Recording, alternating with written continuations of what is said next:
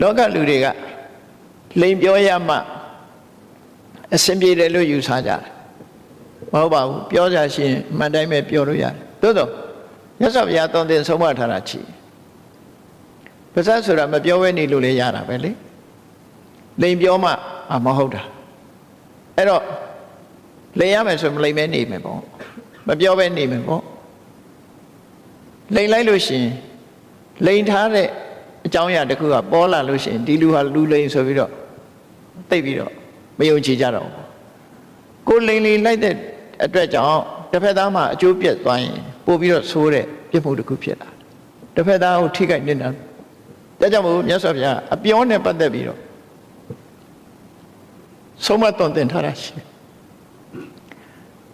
စကားပြောမယ်ဆိုလို့ရှိရင်တဲ့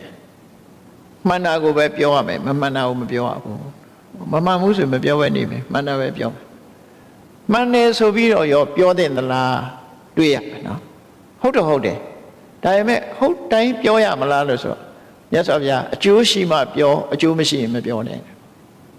အကျိုးရှိတယ်ဆိုတာဒီလိုပြောလိုက်တဲ့ဖြင့်ကိုယ့်အတွက်လည်းအဆင်ပြေတယ်သူ့အတွက်လည်းအဆင်ပြေတယ်အဲ့လိုကောင်းကျိုးချမ်းသာဖြစ်တဲ့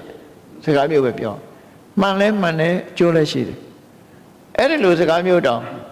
အချိန်မီပြောရမလားလို့ဆိုမဟုတ်ဘူးပြောတယ်မှပြောချိန်တန်မှပြောမြတ်စွာဘုရားအချိန်မတန်ရင်မပြောနဲ့အဲ့တော့စကားပြောပြီဆိုရင်မှန်လဲမှန်ရမယ်အကျိုးလည်းရှိရမယ်ပြောဖို့လည်းတင့်နေတဲ့အချိန်ရောက်ပြီဆိုမှပြောဒီလိုဆိုလို့တယ်ပေါ့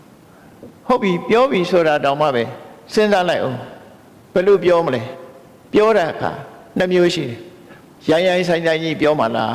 ရင်ကြီးပြောမှလားဟောဆိုရိုင်းဆိုင်ဘယ်တော့မှမပြောနဲ့ရင်ကြီးပြော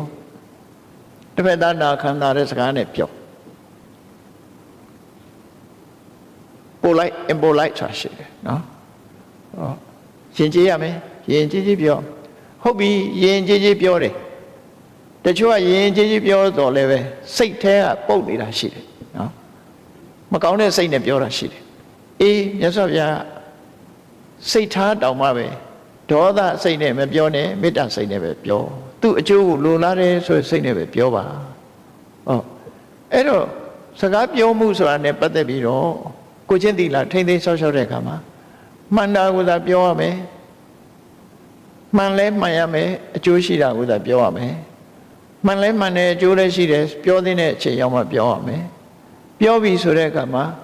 နုညံ့သိမ်မွေးတယ်ယဉ်ကျေးတဲ့စကားနဲ့ပြောပါစိတ်ဓာတ်ကလည်းမေတ္တာစိတ်နဲ့ပြောပါဆိုဒါပြည့်စုံနေပြီလေဒီအချက်၅ချက်နဲ့စကားပြောပြီးဆင်ញင်ပြီးတော့ပြောမယ်ဆိုလို့ရှိရင်အပြောကြောင့်ပြဿနာတက်တာမရှိဘူးလောကလူတွေဟာရံဖြစ်ကြတာအပြောကြောင့်ဖြစ်ကြတာများတယ် communication ဆိုတာစကားပြောပြီးဆက်သွယ်တာပဲလေဒါကြောင့်မလို့အပြောနဲ့ပတ်သက်လာလို့ရှိရင်အခုလိုထိမ့်သိမ်းဆောင်ရှောက်ကြ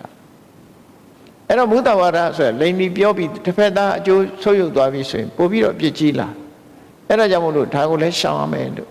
ဟောဒါလည်း criminal case ပဲ criminal case ဘာလို့တော့ဆိုဘယ်မှာဖြစ်လိန်သွားတယ်နော်ဘယ်သူဖြစ်လိန်သွားတယ်ဆိုတာလေးရှိတယ်